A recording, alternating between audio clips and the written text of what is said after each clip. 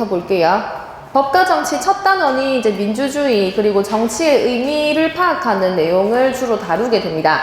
4페이지에서요. 제일 첫 칸에 보시면은 정치의 의미 해가지고 괄호 1번부터 한번 읽어볼게요. 우리가 정치라고 하는 것은 사회 구성원 사이에서 발생하는 이해관계의 대립을 조절하고 충돌을 해결, 그렇게 해서 사회의 통합과 질서를 유지하는 행위를 의미한다라고 하죠. 근데 우리가 흔히 정치라는 말을 딱 들었을 때는 보통 뭘 떠올립니까?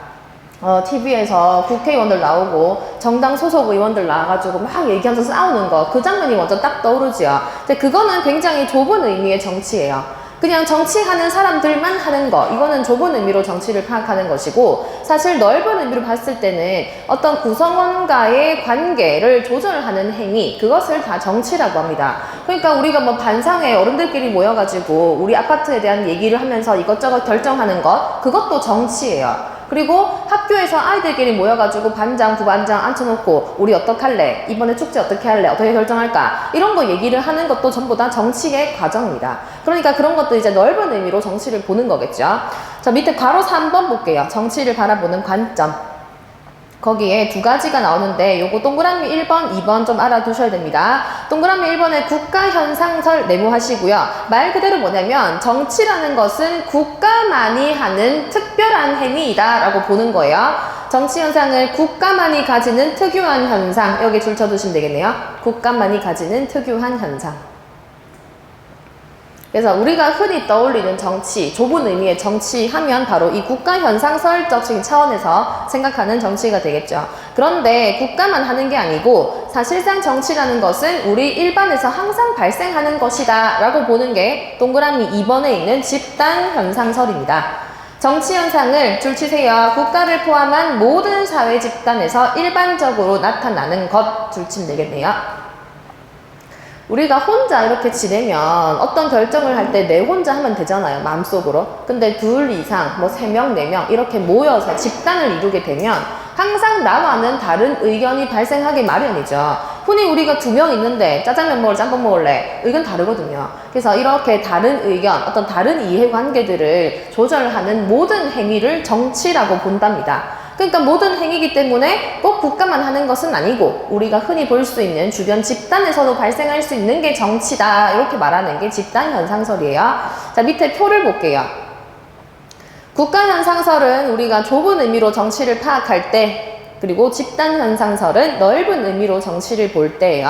윗칸에 보시면 국가현상설에서는 정치는 국가 특유의 현상으로서 국가와 관련된 갈등을 조정하는 행위이다 라고 보지요. 그래서 두 번째 줄 보세요. 사회 질서 유지를 위해서 물리적 강제력은 누구만 지닌다? 국가만 지닌다고 얘기합니다. 우리 물리적 강제력이 어떤 뜻이에요? 내 몸을 갖다가 이렇게 어떻게 강제할 수 있는 거예요. 그러니까 예를 들어 우리가 국가가 가지는 가장 강력한 물리력이 뭡니까? 형벌을 주는 거죠.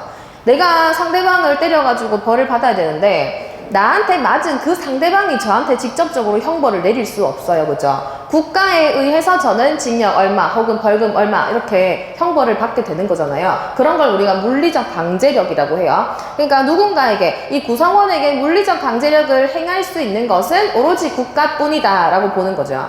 자, 밑에 두 번째 칸 보세요. 집단현상설. 정치는 국가도 하는 게 맞지만 국가뿐만 아니고 모든 사회 집단의 활동에서 나타나는 현상이다 라는 거고요.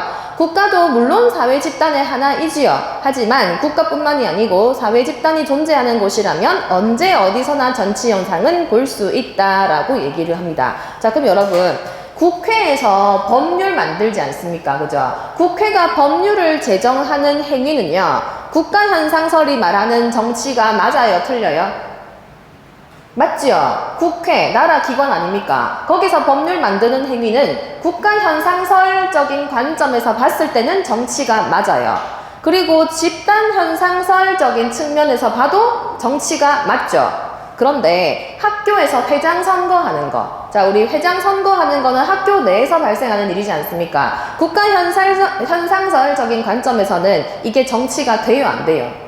안 되죠. 왜? 국가현상설은 오로지 국가만 하는 게 정치라고 얘기하니까. 그래서 학교 회장 선거는 집단현상설적인 관점에서는 정치가 맞지만 국가현상설적인 관점으로 본다면 정치에 들어가지 않는다라고 볼 수 있겠네요.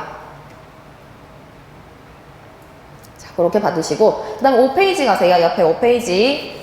5페이지에 가시면은 2번 해가지고 민주주의의 의미 나와 있습니다. 근데 우리가 민주주의라는 단어의 뜻은 이미 다 알고 있지요. 국가의 주인이 국민이 되는 것. 우리가 이걸 민주주의라고 하는데, 괄호 1번 보세요. 의미의 변천.